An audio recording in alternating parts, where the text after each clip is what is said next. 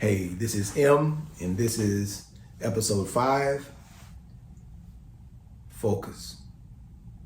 Focus. If you get nothing else from this series of fear's relationship to focus and focus relationship to fear, then you miss the whole focus. So the more you focus on a million things at once, the weaker your focus gets. The weaker your focus gets, the less power you have to create what you want. So the more energy, concentrated, intensified energy you can put into one thing, the faster. It's like putting it into an oven. It's like baking a cake in an oven that's like super speed. The more intense, concentrated energy you can put into a thing, the quicker it manifests. It bakes like in the oven. But it all starts from a focus. If you don't respect the ability to focus, then you miss the whole show. You are a walking focus, definite purpose. You are a focus. When you don't know what your focus is, that means you live your life out of context. Out of context means out of focus. You know, it's like taking a picture in a camera, and when you're out of focus, the picture is fuzzy. But when you get it into focus, you're like, I can see. See, you are out of focus to yourself. How do I know this?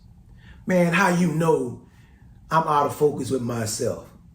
Because I've listened to thousands of you, and you constantly say that you can't be your authentic self.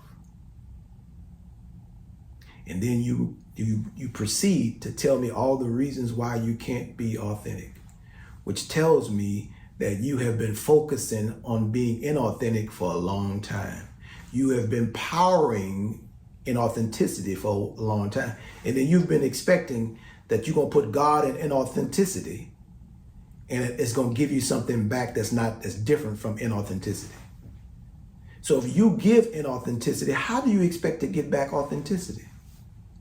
If you walk around attempting to deceive people, to get people to believe that the character that you're playing is the real you, and they fall for it, if that's what you're doing, then it means you are putting God into deception.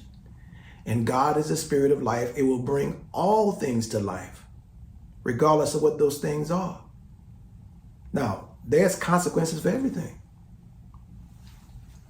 There's a consequence for every way that you use God.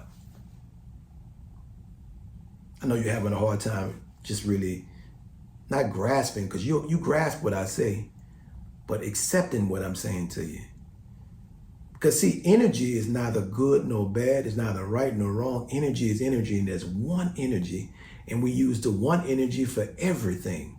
There's just a good focus. There are bad focuses. And we say that based upon what that focus produces.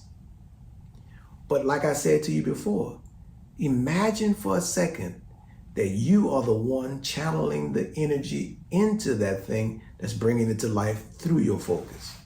You are producing the things that you don't want using your own focus, not somebody else's focus.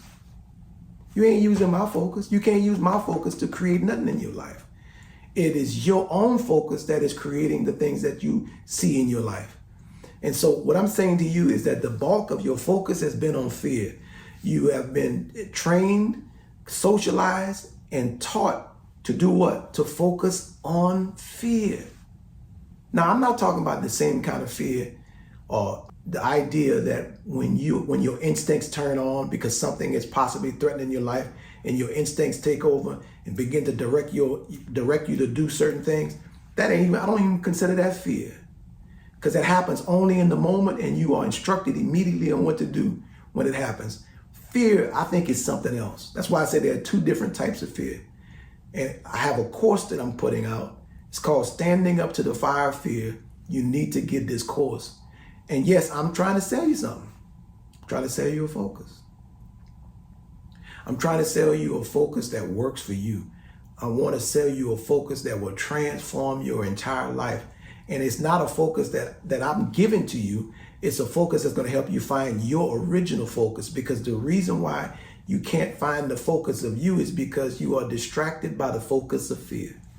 You are so focused on fear that you can't see clearly. You can't see yourself clearly. You done downgraded yourself. You see yourself as unworthy, not enough, and you constantly putting on all kind of stuff to try to hide the fact that you think that you're not enough. But all these things are signs and indicators that you really believe you don't add up.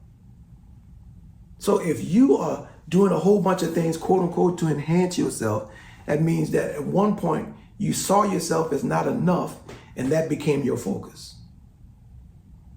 That became your focus. You want to know how that focus developed? Because it develops the same way in all of us. We all become victims of the same tricks.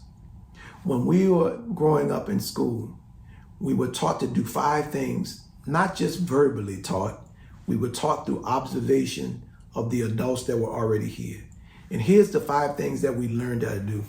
And I call them the ego forces in the world.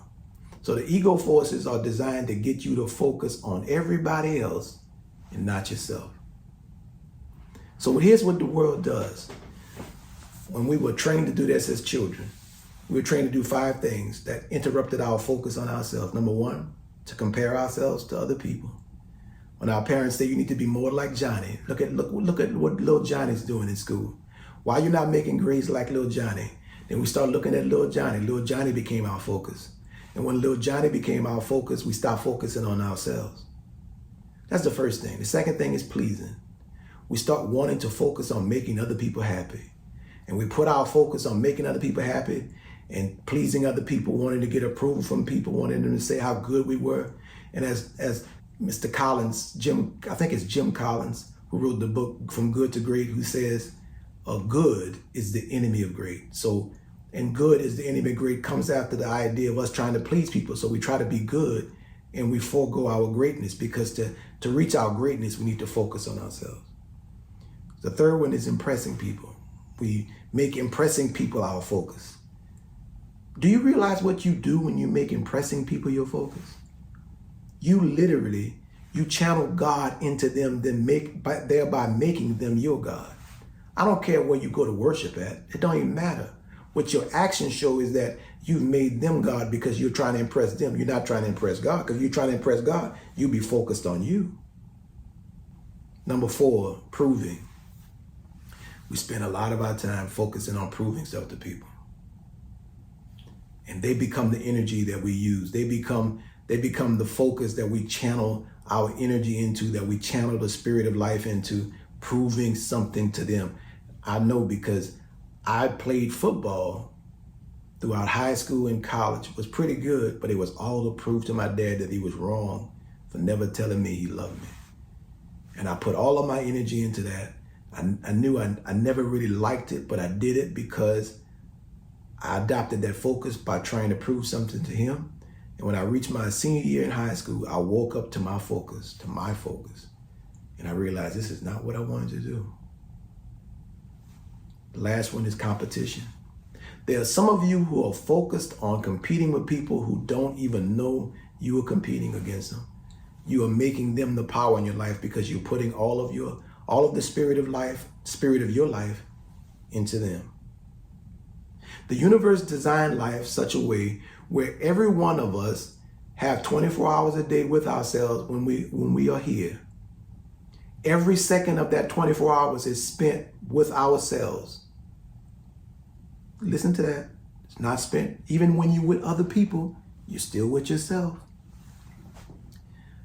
Life is designed in such a way where all the relationships in our life, we are still the common denominator. We are still the focus. 24 hours a day with yourself is telling you to focus on yourself. Being the common denominator in all your relationships, what? It's telling you to what? Focus on yourself. You're neither less than nor greater than anyone else. You're only equal to yourself. Focus on yourself. Fear and focus and fear. You need a different focus. Sign up for my course today, Standing Up to the Fire of Fear, and get yourself a new focus.